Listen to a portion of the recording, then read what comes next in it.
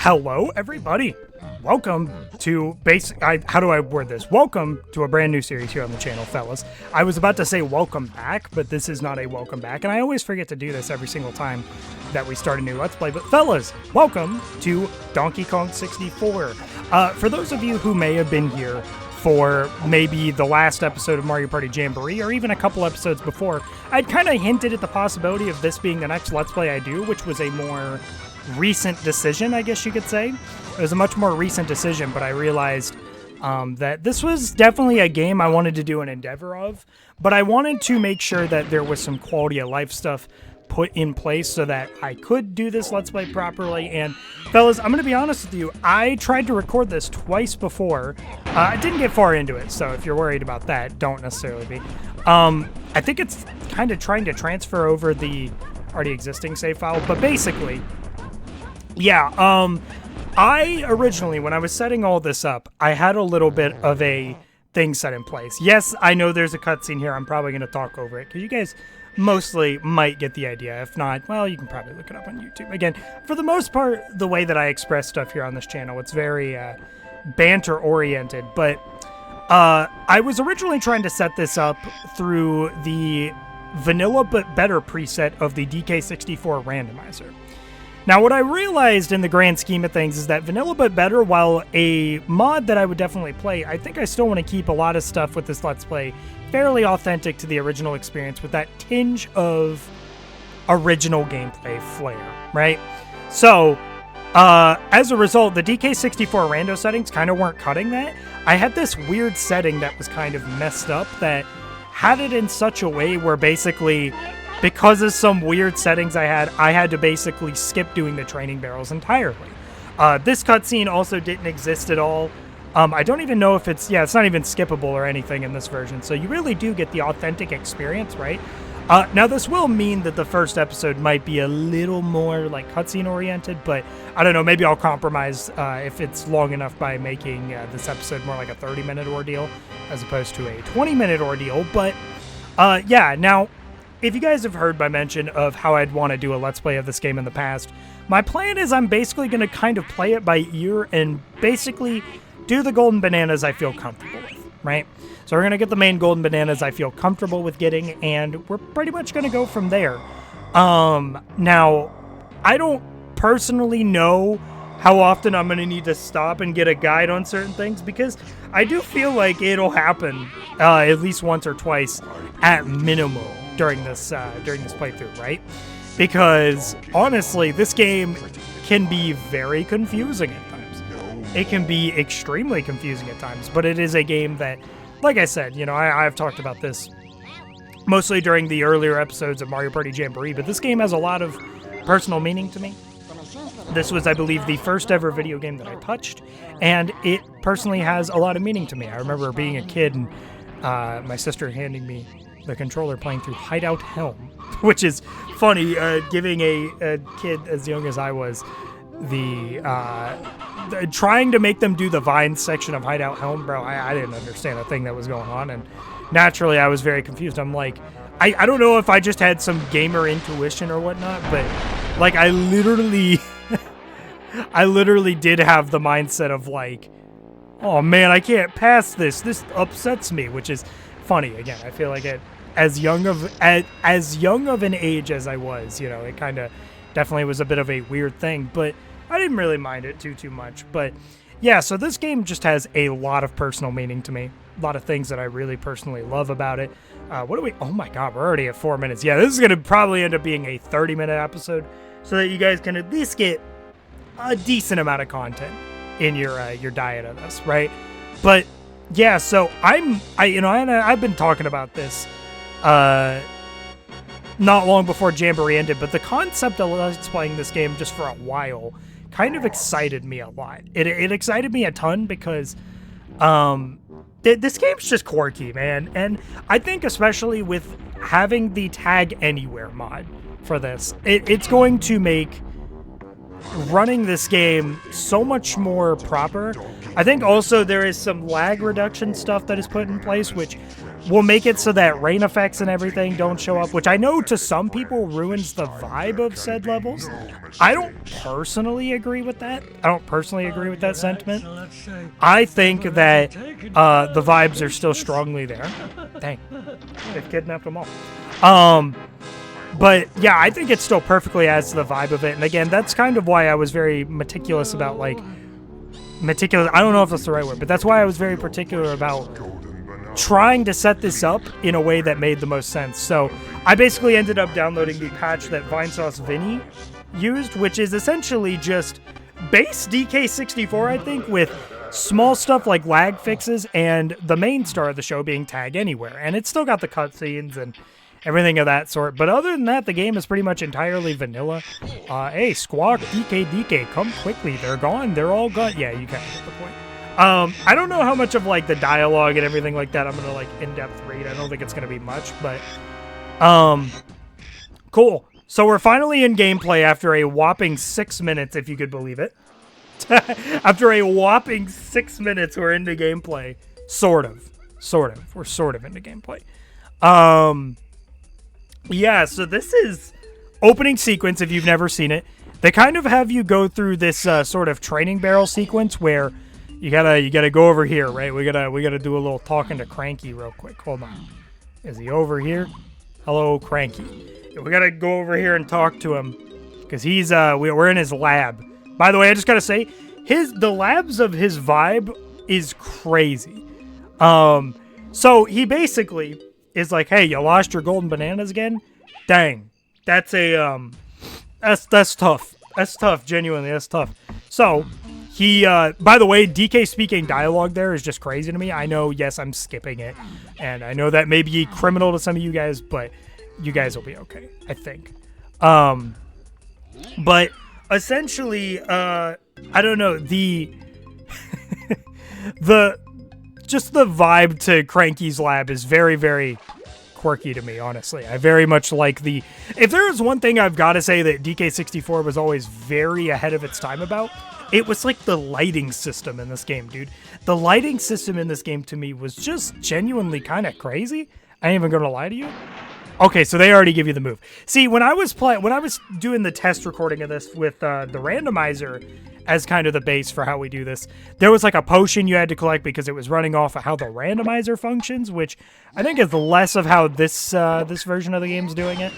So this is giving you kind of the teaching thing of how to throw oranges, which are basically your little grenades in this. It's literally just holding duck and then doing C right. It's the mechanics to this game are just so quirky, man. They're genuinely so quirky. But yeah, so I don't know. With this being a mostly vanilla DK64 experience, by the way, because like I said, other than some reductions of lag and I believe some slight stuff like, I believe in Crystal Caves, the whole like mini boss thing where there's like falling rocks or whatever, I believe that's removed and stuff like that. So tiny stuff is kind of removed that is in the original, but it's kind of like the more tedious stuff that, even if it is true to the experience, people didn't, I don't think, love it as much. We're removing a very small amount of stuff that was generally not as much liked, right? Not as much liked. And I'm kind of all for that, man, because... Where's the music? Oh, okay. Well, yeah, it just took the music a minute. All right, cool. No, that's fine. But yeah, no, these training barrels are literally just walking you through the sequence of learning the different abilities and whatnot. That was the last ability, by the way. And I think the training barrels in this game are something I really like. You know, they do give you a very easy, good idea of, like, how setting everything up kind of works. Oh, thank God. So there's kind of a like camera lock-on feature that I don't believe is in the original DK64, and I believe is a quality of life feature that mainly gets utilized in Randomizer, where if you hold R, it basically locks your camera directly behind your character for the duration that you hold it, which I think is really good for a game like this, because the camera does, if you just naturally let it exist like this, I mean, this is kind of janky, but if I hold R, boom, all of a sudden we're chill. This might have been in the original, honestly, so take what I say with a grain of salt. Wholeheartedly take what I say with a grain of salt, because I could be lying out of my teeth right now, fellas. I'm just going to be completely real with you. I also just got to say, for mobility sakes, and this mostly comes in because of the fact that I play randomizer of this game so much, but I do like how mobile DK is. I think he is overall the fastest character you can have on ground. What is he? Oh, yeah, he was just telling me King K. Rool's back, and he wants me to go see... This guy has a name. I don't remember what his name is. Now, okay, so this version of the game, yeah, so when I was playing randomizer, right, even with the functionality, basically they had this whole beginning sequence where you got to talk to, K. Lumsey's his name. They had this whole beginning sequence with K. Lumsey kind of null and void. Oh, right. They had it null and void in such a way where you still had to, you didn't have to go talk to him, and you could just easily go into Japes, which I don't think is a problem, man. But, the authentic vibes of this game are something I really appreciate. Not having that definitely just feels a little off, right? So, basically, K. Lumsey's whole thing here, his little shtick, if you will, he basically gives you the rundown of, I'm trapped in here, this sucks. And then Donkey Kong's basically like, hey, I will help you. He gets excited, which he will get excited like this after every key that you get to unlock every area, but him getting excited is your first little introduction, by the way, to, unlocking Jungle Japes. Now, I don't know if there is any... Is there anything... See, this is weird, man. I'm so randomizer pilled, so I'm thinking of, like, what could I possibly do right now that's in logic? But I'm like, guys, this is vanilla. Oh, okay. So also in randomizer, this animation tends to be shortened and not the original banana peeling animation. I really like this animation. It tickles my brain, man. Like, I don't know how to put it. This animation tickles my brain. So to see that they kind of kept that intact makes me very, very happy in a way that I just can't describe. I also don't know, by the way, if my settings are set to the weird, like, widescreen settings. If they are, I will try and disable those for next episode, because everything feels a little thinned out. But yeah, so this is Jungle Japes. Very, very fun level, by the way. I just got to point this out. I want to make a essay video in the future on my thoughts on every single area that exists within Jungle Japes. Or not within Jungle Japes, within Donkey Kong 64. Because really, there's not a ton of areas in this game that I don't like, right? There's not a ton of areas in this game that I don't like. I think Gloomy Galleon is a level that I'm a little iffy about. It's the water level of DK64. However, I do feel as if maybe playing this game vanilla will give me a better appreciation for it. I just know typically there's a lot of stuff I'm unfamiliar with running through with it in rando of this game. So maybe playing this game a little more vanilla will give me a better appreciation for that sort of thing. What time are we at? 13 minutes. You know what? I feel like we could run through just a couple of things, and honestly, maybe 20 minutes will be fine for this. So these are the Trophenscoff doors, by the way. Those are basically, okay, well, what is it? I don't remember what his name is, but he was going to go through and basically describe to us that we need, I believe, 70 golden bananas, not 70 golden bananas, but 70 bananas to access the boss for this area, basically. The Trophenscoff doors basically require you to have a certain amount of colored bananas to get through it properly. And quite frankly, I think that in its essence, that is very, very... I think that was a good way of handling it. Now, of course, it does create some complications when you realize, like, oh man, the amount of backtracking you'd have to do in vanilla of this game is kind of unreal, which, yeah, it is a lot. It's a lot of backtracking that you gotta do. That being said, right, I do think it is important and worth noting that the Tag Anywhere mod just kind of removes that need for backtracking as much. But we have to go up and get Diddy, guys. We have to go up and unlock Diddy Kong, because you do unlock him first things first in this area. Now, I do want to see, by the way, is there any bananas I can get in this area? Generally speaking, it doesn't look like it, I think there's some coming up, but as you can see, the area of what we have to do is very limited at the moment. I will go ahead and just get a few golden bananas, not golden bananas, but regular bananas where I can. And kind of like I mentioned to you guys, this is not going to be a 100% Let's Play of this game. This is going to be kind of I complete as much as I feel comfortable with completing within a Let's Play format, meaning could this Let's Play potentially get long? Dang, okay, taking the hit. You'll love to see it. Could this Let's Play potentially get long? Yes, it could, but I don't think it's going to is the thing. I think that this is going to be shorter than Mario Party Jamboree, all things considered, but I don't think it's necessarily going to be a short Let's Play. It might not be far off from Jamboree is what I'm trying to say. So we're going to go ahead and climb up this little ladder here. First things first, by the way, and I don't know if this is actually required for Diddy. I believe it is. But we have a little area here for Funky Kong, as you can see.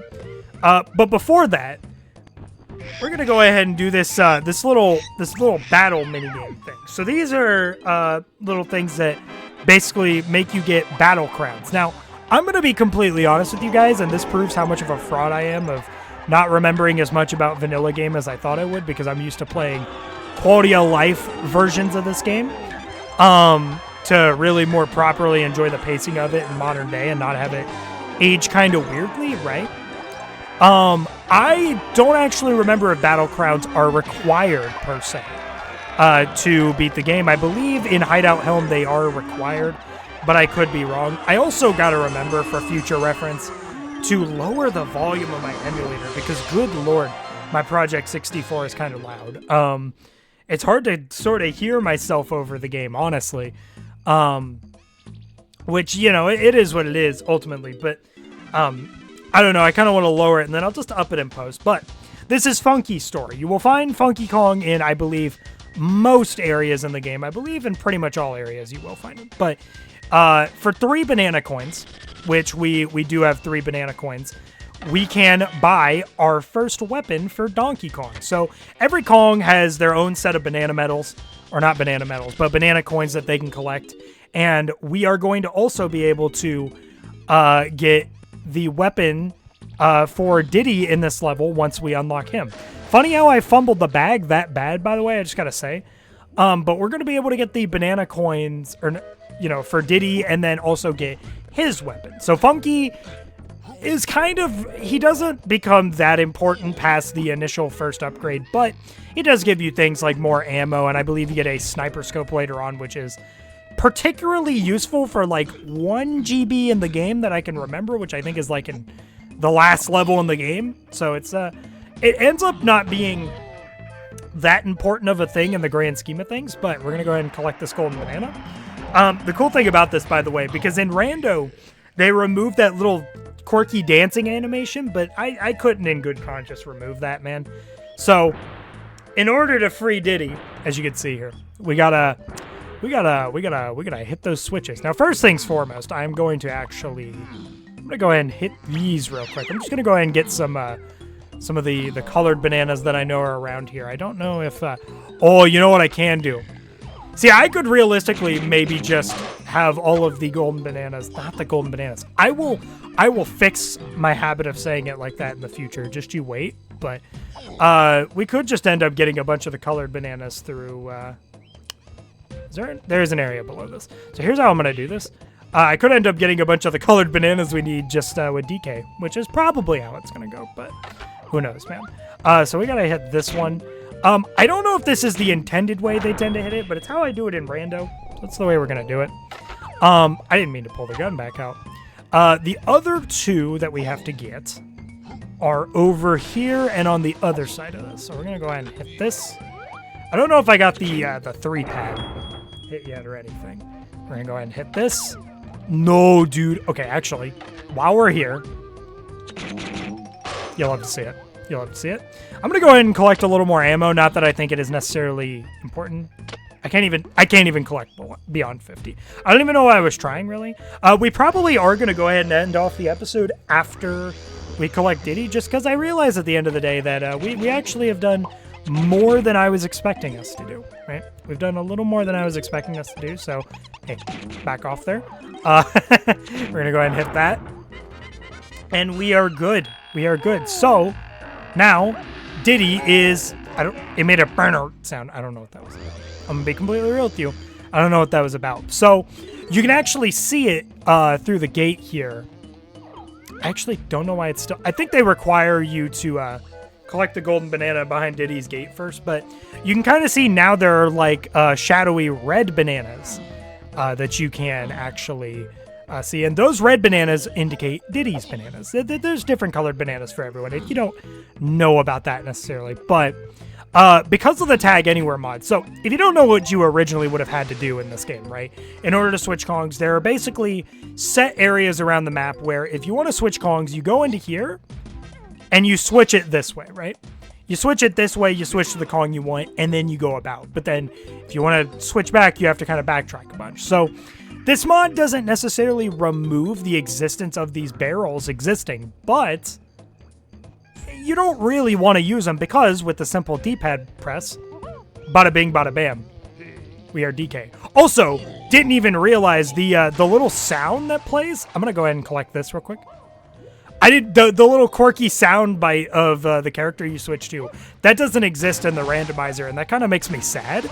That's actually really cool that in this version of the game they keep that. Also, I guess now that we're here and we've gotten 3, we might as well, right? We might as well just go ahead and get Diddy's weapon. I know that I'm doing more than I was actually intending, but there's just kind of a lot to go around and just do, man. There's a lot to just go around and do, and I think that's really, really neat. To some extent, I think some people will look at that and be like, oh, that's a bad thing, but I don't personally feel that way, man. I don't personally feel as if it's a bad thing. I think it's a very, very fun thing. We're going to go ahead and get this GB. That is our 3rd GB. It keeps making an noise. I don't know what that's about, but as you can see, now that we got that GB, fellas, we now have access to those gated areas. That being said, though, we're going to go ahead and leave this episode off here. For the first episode, fellas, we got much farther than I expected. I just got to say, instantly, straight out of the gate, the vibes of this Let's Play are amazing. I love how this is feeling. I love how nostalgic everything feels with this so far. It is everything I could have hoped for in doing a Let's Play of this.